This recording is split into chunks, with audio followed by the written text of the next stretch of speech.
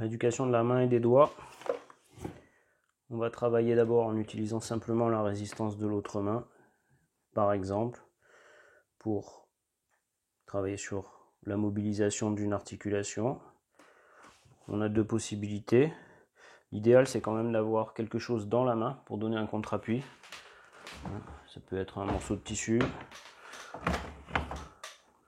Voilà, par exemple, une paire de chaussettes qu'on va mettre dans la main et on va venir fléchir l'articulation par-dessus pour avoir un contre-appui, pour pas forcer comme ça dans le vide. Évidemment qu'en fin de flexion, on va venir chercher la flexion maximale, toujours comparé avec les possibilités sur les autres doigts. C'est pas la peine de forcer si physiologiquement vous pouvez pas plier plus. Ça, donc ça c'est pour de la mobilisation passive, c'est-à-dire que c'est la force de l'autre main qui vient mobiliser l'articulation. Pareil à l'extension, soit on prend un point de référence et on vient chercher un peu d'extension, on donne un point d'appui. On peut aussi posturer en extension, on donne un point d'appui, une posture, et on vient garder l'articulation en extension pendant un petit moment. On peut faire ça aussi ensuite pour travailler la force dans les doigts, les muscles. On va travailler à vide sur des mouvements comme ça. On va travailler en aidant la contraction. Je viens aider avec mon pouce, je viens aider à contracter. Donc je serre le doigt et ce qui manque de flexion, je viens aider à la contraction. Donc je fais travailler un doigt de la même main, soit comme ça, avec tous les doigts, en couvrant le doigt lésé par exemple, avec l'autre pour l'aider, pour l'accompagner et surtout pour travailler tous les doigts ensemble. Je peux aussi aider avec l'autre main.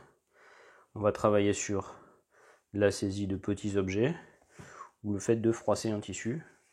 Donc on prend une pièce de tissu un peu large, voilà, et on vient serrer. Pièce de tissu à plat, on vient serrer, et on vient faire une boule dans la main. Là on travaille la flexion, voilà, et des mouvements fonctionnels. Pour l'extension c'est l'inverse, on part de ça et on vient ouvrir. Ça marche très bien avec du papier journal par exemple, qu'on vient froisser pour faire une boule en essayant de le serrer. Donc vous prenez une grande feuille de papier, pas trop dur, pas trop épais, et en essayant de le froisser pour faire une boule avec. Pour ce qui est du travail de l'extension, on n'a pas d'élastique, on peut utiliser des chaussettes. On place les doigts dans les chaussettes et on vient ouvrir, tenir l'extension, et là on va pouvoir donc faire travailler une phalange ou une autre.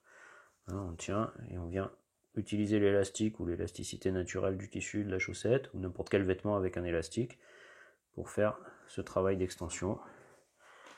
Par exemple sur la dernière phalange, on peut le maintenir comme ça dans la main et on vient forcer contre l'extension. Ça marche aussi pour la flexion. Voilà, pareil. On peut utiliser un tissu élastique si on n'a pas d'élastique sous la main, un sando, sinon simplement un tissu plié en deux. On va venir travailler là-dessus pour favoriser la flexion, travailler les fléchisseurs des doigts. On va travailler aussi les interosseux, les muscles qui font ça, écarter les doigts, les serrer, qui ont tendance à moins travailler quand on se serre moins de la main. C'est important, cela ils stabilisent aussi les articulations des doigts, donc pareil, on les travaille soit contre résistance élastique, 2 par 2, là, une main, soit en utilisant simplement la résistance de l'autre main. Alors, les interosseux dorsaux qui font écarter les doigts l'un de l'autre, et les palmaires, ceux qui sont là qui font rapprocher les doigts. Rapprocher, donc là pareil, travailler le fait de rapprocher les doigts comme ça, et on les fait travailler. Alors, ils sont surtout efficaces quand la main est à plat, et les doigts comme ça. Donc on les fait travailler dans différentes positions, fermer la main, et après on peut travailler la dextérité, la saisie des petites prises, en manipulant des petits objets, des billes, de la pâte à modeler. Si vous n'avez pas de pâte à modeler, vous pouvez faire des gâteaux, travailler de la pâte sablée ou du pain, des choses comme ça pour pétrir, et travailler quelque chose de souple qui va obliger les doigts à travailler en force.